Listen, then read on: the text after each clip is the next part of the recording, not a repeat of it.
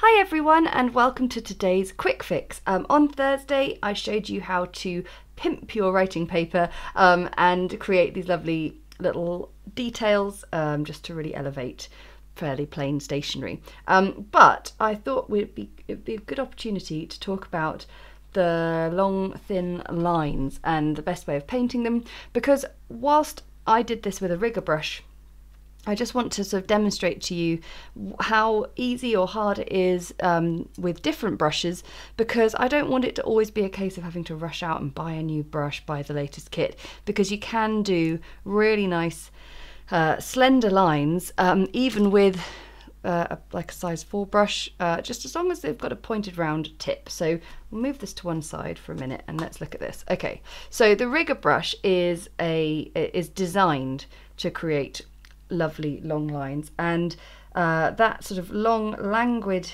tip means that you get a lot of control even if your hand is wobbling about and moving. So if I get the bristles nicely coated, and I'm just going to paint a long slender line, really effortless, really easy. So you know, these brushes are fantastic. What is also good is you can paint for quite a long distance still with just one application of paint. You're not having to go back into the palette the whole time. But let's have a look at a sort of a detail brush, a 2/10 brush of a pointed round, so it's got a nice tip that means we can get a nice fine line. And if I sort of coat the bristles in the paint, and instantly I feel like I'm holding the brush differently, because this had a really long slender bristles, but now I've got to be closer to the page, which means my hand is very much resting on the page. So the best way I find is to actually sort of just have my hand lightly sitting on the page and use the ball of my hand there as a sort of guide, and try and have the brush quite vertically angled, and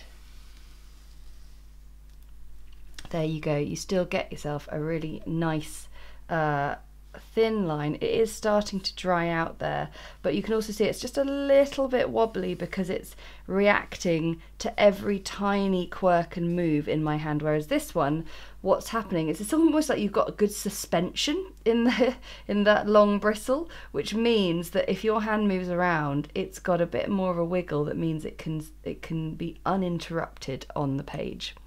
Let's have a look at this one here. So we've got a larger brush, size 2, but because it makes a nice fine tip, we should be absolutely fine to make a nice fine line. Now, one thing that we do need to avoid is if you get a lot of paint on the brush, it's not going to make a nice fine tip. So we need to just sort of swizzle the bristles, and so twist the bristles whilst sort of sat in your palette like that. And then I'm going to hold it quite vertically. Now I think this is actually better than this brush, mainly because of the length in the bristles. It's sort of going some way to allowing a little bit more leeway when my hand moves. So it's sort of got some of the suspension. It's also got more bristles there, so it can hold more paint. It's, yeah, surprisingly, the tiny brush, in my opinion, is not the best brush for really fine lines. And let's just push it one step further, see how we go with a size 4 brush, which is the much bigger, but if it gets into a nice fine point, then we should be able to get a lovely fine line. Let's see. There you go. Again, really nice and easy, and in fact maybe better again than the size 2 brush, because we've got just that bit more length, bit more suspension, a nice fine tip, but lots and lots of area space to hold the paint in the bristles. So there you go. It's not always about finding the smallest brush you possibly can to get those fine line details. So the pointed round brush is my favourite brush to use. It's so versatile, but we do sometimes add in these little specialist brushes. But please don't worry if that's not in your budget and you've just got, you know, a simple limited number of brushes. You can do all sorts with them. Thanks so much for watching, and I'll see you again next time.